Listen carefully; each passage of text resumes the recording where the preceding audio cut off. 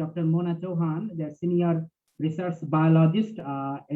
She is from Dehradun of India, and she will talk about adaptive management of pollinators through community participation in the Spiti Valley, Himachal Pradesh of India. So, Dr. Mona Chauhan, I would like to invite you to deliver your lecture. Dr. Mona.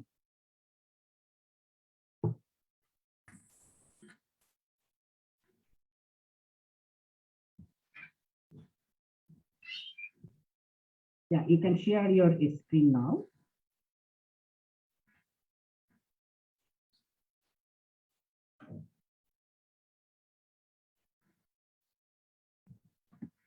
Yeah, it's fine. You can make it. Yeah. Okay.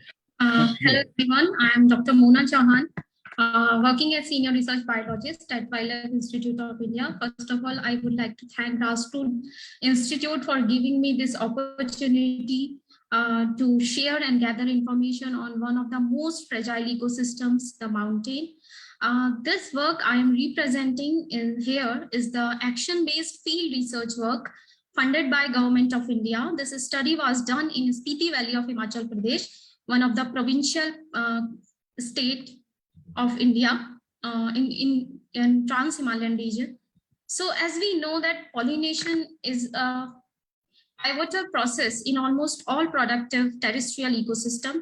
It is critical for food production, human livelihoods, and directly links wild ecosystems with agricultural production systems. Most of the world's wild flowering plants, around 90%, are pollinated by insects and other animals. It is estimated that 1/3 of global food volume produced similarly benefits from animal pollination. A wide variety of organisms can act as pollinators, including birds, bats, and other mammals, with insects being the most common. In insects, common group of pollinators are bees, wasps, butterflies, and flies. Since the beginning of the industrial era, at least 250,000 species are estimated to have become extinct. Insect pollination decline is inherently a human issue, driven by a history of land use trends, changes in agriculture technologies, and socio-cultural perception that unwittingly cause and perpetuate decline. Insect pollinators and their life-sustaining relationships with flowering plants occupy crucial position in both natural and agriculture ecosystem. It is obvious that a landscape devoid of flowers, such as a monoculture of cereal crops, will lose many of the animal species that visit flowers for food. A positive relationship between floral abundance and diversity of flower visiting animals at the habitat scale is now very well established. However, such relations may in some cases reflect local aggregation of animals and not necessarily a change in population sizes. Declines of bee species at the countrywide scales have been shown to be correlated with decline in specific host plants, but it is not easy to establish causality in such large-scale correlative studies. In Europe, especially long-tongued bumblebees have narrower host plant ranges than generally short-tongued bumblebees and have also declined more rapidly, suggesting that lack of floral resources, particularly of pollen-rich legumes, has been a causal factor in their decline. The most convincing evidence for an effect of floral resources on pollinator population comes from demographic studies, which show that colony growth and reproduction in bees can reflect the availability of floral resources. And also beekeeping provides job for hundreds of thousands of families all over the world. Beekeeping can also form the basis for gaining and transmitting knowledge about ecological process. Furthermore, understanding of flowers and pollinator is part of the knowledge base for indigenous people and local communities. For example, in some regions, flowering phenology provides indications for decisions regarding weather predictions. Pollinators and pollinator-dependent plant support technological and knowledge advances through inspiration and application of their biology to human innovation, such as the visually guided flight of robots. Beekeeping association also can enhance social bonds among beekeepers that facilitate cooperative actions and social connection, having potential to increase or exchange knowledge, improve livelihoods, and long-term resilience. Furthermore, beekeeping can be a potentially effective intervention tool for empowering youth to link biodiversity, culture, and society and take action on issues of environmental impacts on pollinators and pollination. These services are interconnected and interlinked to each other, which consists conservation of biodiversity, use of natural resources, and environmental protection. Why pollinators are important? So 90% of the wild flowering plant species depend on pollination. More than 75% of leading global food products rely to some extent on animal pollination. Dependence on animal pollination varies substantially among variety of crops, including food and cash crops. Very few pollinator species can be managed artificially, while over 20,000 species are bees, flies, lepidopterans are wild species. They are being equally important. So the outcome of this study will help to achieve Sustainable Development Goals 13 and 15 with 4 Aichi targets, strategic goals, Goal A, Goal C, Goal D, and Goal E. So there are various threats to the insect pollinators like habitat loss, climate change, pathogens, intensive agriculture practices, pesticides, loss of flower-rich communities. Numerous studies are a proof of global decline of pollinators and factors behind this. Also, as a result of global pollinator decline, people often use various attractant pheromones like queen mandibular pheromones to attract honeybees. Even use of pheromones are not only practiced in case of honeybees, but also in case of Coleoptera, the beetles. Honeybee attractant is a well-known natural pheromone mixture found in market. So use of artificial attractant in long term can negatively affect the natural population of pollinators and their behaviors.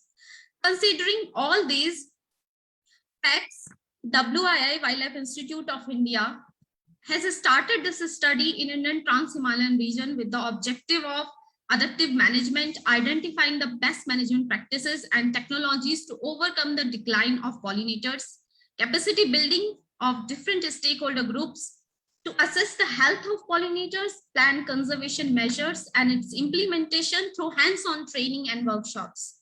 Also mainstreaming and supporting national plans for the conservation and sustainable use of pollinators and increasing the awareness of government, industry, and the public.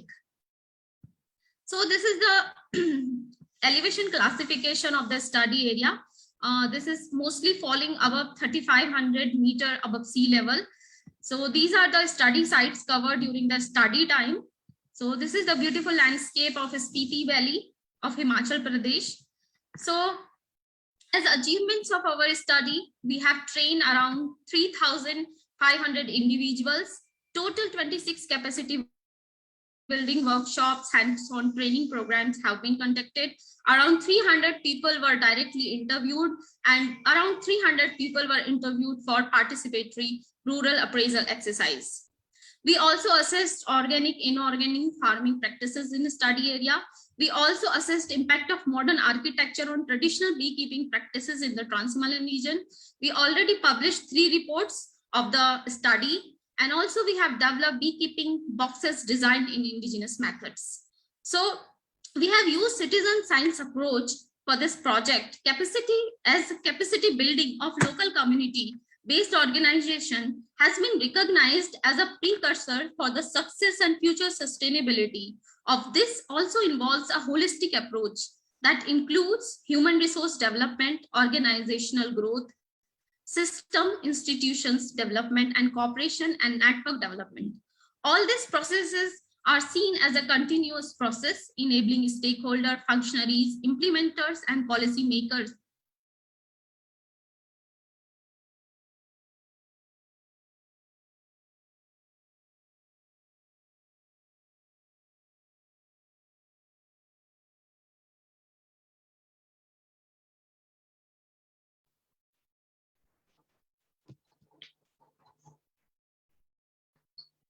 Dr. Co-Chair, her connection has gone.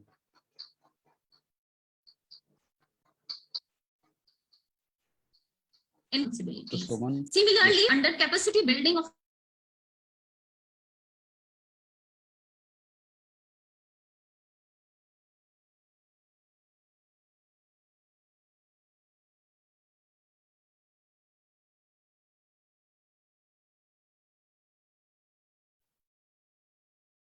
Hello, excuse me.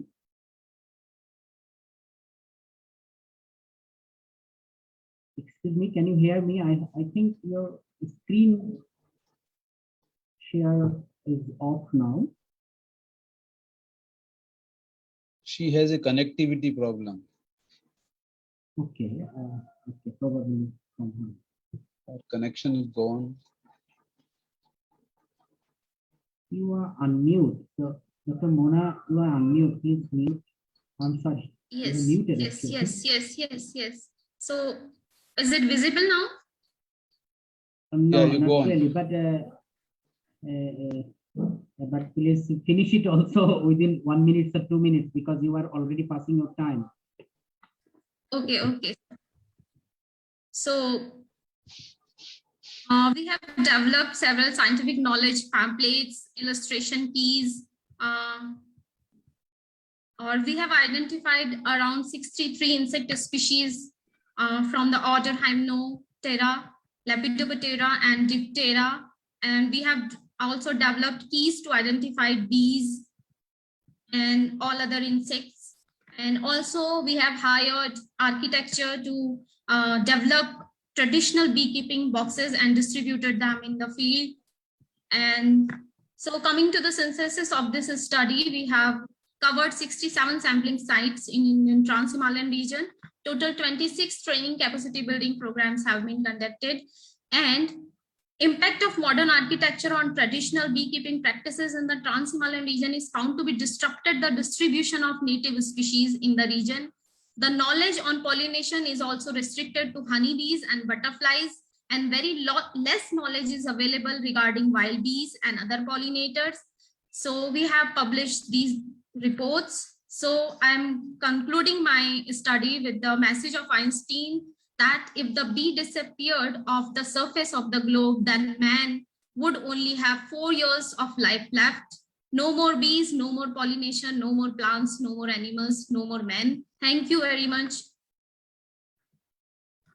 Yeah, thank you. Also, your smart presentation and also smart slides. What you have prepared, and also I'm pleased to know.